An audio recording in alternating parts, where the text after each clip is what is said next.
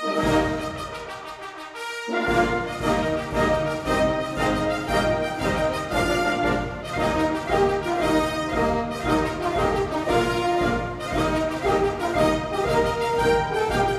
week in Les Bourgeois.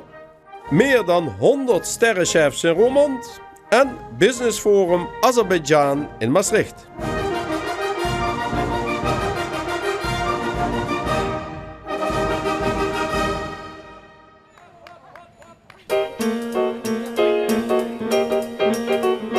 Roermond is voor even het gastronomisch centrum van Europa. Want er zijn maar liefst 100 jonge sterrenchefs uit heel Europa hier naartoe gekomen.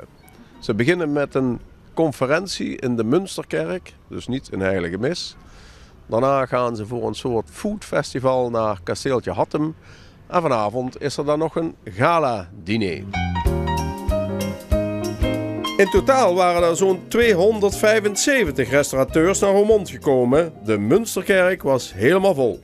So the last time we saw you, it was in Maastricht for Michelin itself. Now it's another organization, but I guess you come because you don't see that often that there are about 100 chefs with a Michelin star together. Well, it's the young restaurateurs of Europe. There's about 250 of them here. It's the future. I mean, the young restaurateurs are very much what's going to be making restaurants of tomorrow, today and tomorrow. And it's important for us, Michelin, to pass the message that we need young chefs. We need them to create new dishes, to open new restaurants, and to attract a new clientele. So we're very happy to be here, as we were 2 years ago in Salzburg, to encourage the young chefs to continue their jobs. Because without them, Michelin wouldn't exist.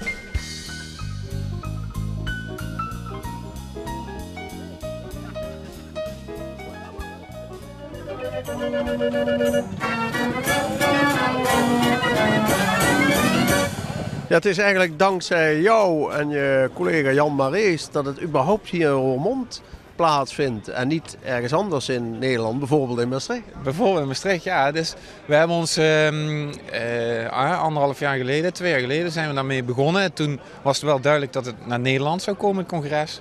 En in principe was Limburg, daar wilden ze graag naartoe, omdat het qua vliegvelden ligt het natuurlijk wel heel centraal. Hè? En we zijn in Maastricht geweest, we zijn in Roermond geweest. Ja, nou, ik kom van Roermond, dus ik heb me daar wel sterk voor gemaakt dat naar Roermond kwam. En uiteindelijk de locaties en de bereikbaarheid is alles heel dicht bij elkaar. Dus heel veel kan te voet. Op de fiets zijn we net geweest. Dus Roermond leent zich daar uitstekend voor. We are what we eat. And food, it's the most important things because you can buy iPhone, cars, they are all a part of your body. Yeah. But when you buy food, it's inside you. So it's the really important thing that we should really take care a lot. So here we discuss on how we can do better, how can improve, and how can we do more seriously our job daily. But everyone with his own style and the own country style, because in Italy it will be different than here in Holland.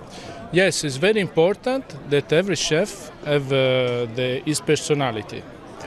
Every chef have a country, product, a different product. So we can know 300 and more way to cook. We can mix in the idea, but in just one message, not just one cooking. No. The message is important. How to represent everyone of us, the territory, and to give to the people this emotion and this message. So, gentlemen, please a warm welcome to your own ladies. And as we sit here relaxed. En als je een bijdrage betaalt, wat doen zij voor jou dan als restaurateur? Het is je moet er ook een beetje voordeel. Ja, we hebben een landelijk gids, een Europese gids. Ja. Dus, marketing. marketing. En natuurlijk dan heb je buying power in de zin van wijnen of water. Dingetjes wat je in wilt kopen. Dan als je 30 restaurants hebt die dezelfde water koopt of 1 restaurant. Dat is, en dan een sponsoring kreeg je dan van partners hebben we. Dus het is een heel leuke samenwerking met partners en collega's. En hoeveel gangen gaan de mensen krijgen? 4. Okay. Ja. Ongetwijfeld zit er iets van asperges in, niet? Het hoofdgerecht dat maak ik en er zit asperges bij met kalfsvlees, Limburgse mosterd, dus een beetje ook de streekgerechten hebben we terug laten komen. En van tevoren? Van tevoren een gerechtje van zeebaars met scheermessen. Wordt gemaakt door Han Ting, een beetje Oosterse invloed heeft dat. Het tussengerecht Oosterscheldekreeft met polderaardappel en een vinaigrette van koffie. Hoofdgerecht van kalfsvlees en nagerecht dessertje van chocola met passievrucht. Nou, dan nog een beetje wijn erbij, dan moet het goed komen. Hè? Gaat helemaal goed komen.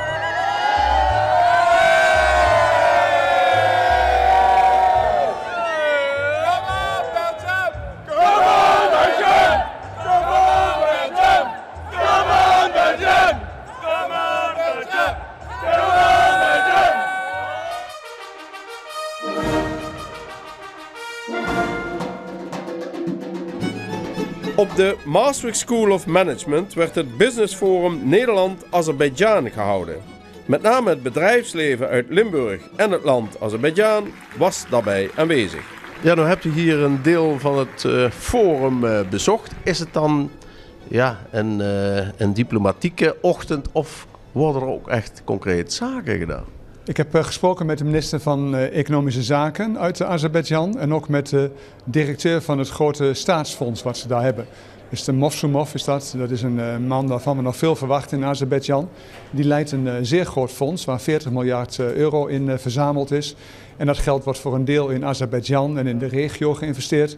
Maar ze willen ook graag elders in de wereld investeren. En we hebben met hen en met zakenlui uit Azerbeidzjan die hier vandaag waren bij dit forum, hebben we besproken de mogelijkheid dat Azerbeidzjan investeert in Nederlandse bedrijven in Nederland.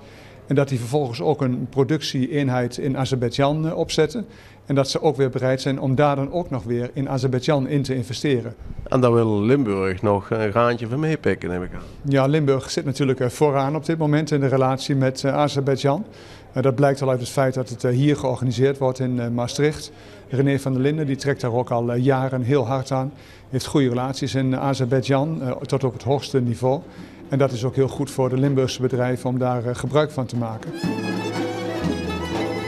Na een hele dag vergaderen en congresseren was er 's avonds een diner in het gouvernement. En hoe nu verder? Ja, kijk, volgens mij is het al een succes zoals ik het vandaag al meekrijg. Ik hoop natuurlijk dat er veel contacten worden uitgewisseld. Tussen de ambassadeurs is er ook absoluut een klik. In de planning ligt dat we dit jaar ook weer naar Azerbeidzjan gaan. En we proberen onze Limburgse bedrijven zoveel mogelijk te steunen om dikke vette contracten af te sluiten. Bazı insanlar Hollanda'da insan hakları için Azerbaycan'da daha fazla ilerlemesi lazım buluyorlar. Siz o düşüncelerden ne düşünüyorsunuz? Azerbaycan demokratik ülkedir. Azerbaycan Avrupa Şurası'nın üzvüdür. Azerbaycan Avrupa Şurası karşısında götürdüğü öhdəliklerine cevap verir. Azerbaycan'da siyasi sabitlik mevcuttur. Bütün insanların hukuk ve azadlıkları tam şekilde korunur. Azerbaycan'da internet azadlığı var, fikir söyleme, tam serbest azadlık var. Bizim hükümet bütün azadlıkları temin edir. René van der Linden sizin için hangi rol oynuyor işinizde? René van der Linden Azerbaycan dostudur. Ve Azerbaycan-Niderland əməkdaşlığında onun böyük rolu var. Maastricht Biznes Məktəbi ilə Azərbaycan ADA Universiteti arasında bağlanmış saziş və o saziş əsasında həyata keçirilən əməkdaşlıq çox yüksək səviyyədədir. Biz onu çox yüksək qiymətləndiririk və hesab edirik ki, bu əməkdaşlıq daha da genişlənə bilər, daha da inkişaf edə bilər.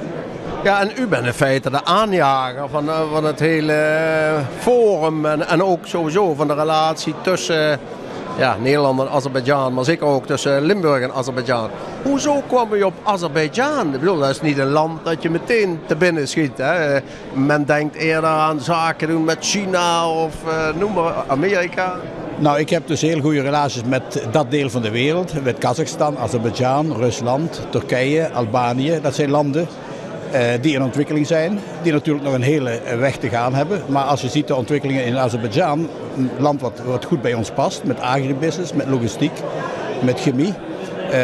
Dat is een land waar wij heel veel mogelijkheden hebben. Ik weet wel, je moet het nooit alleen bij de business alleen laten. Nu is Azerbeidzjan officieel een islamitisch land. Nu kun je zeggen, de islamitische wereld staat op dit moment toch een beetje op zijn kop. Maar ik heb van de andere kant begrepen dat juist Azerbeidzjan een redelijk seculiere agenda heeft. Hebt u dat daar ook gemerkt?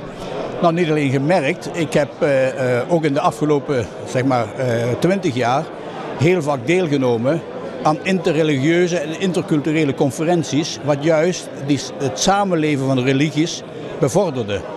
En Azerbeidzjan is een land wat heel open, transparant is, waar de katholieke kerk, de moskee en ook de Joodse religie naast elkaar leven. Waar zij bang voor zijn dat fundamentalisme van buiten binnenkomt en dat leidt wel eens een keer tot hard optreden. Waar wij dan weinig begrip voor hebben. Maar ik geloof als je in dat deel van de wereld woont, met buren om je heen die heel andere bedoelingen hebben voor de staatsstructuur dan wij dat hebben, dan heb je ook wel eens een keer een andere insteek voor wat betreft het optreden in eigen land. Successful corporation.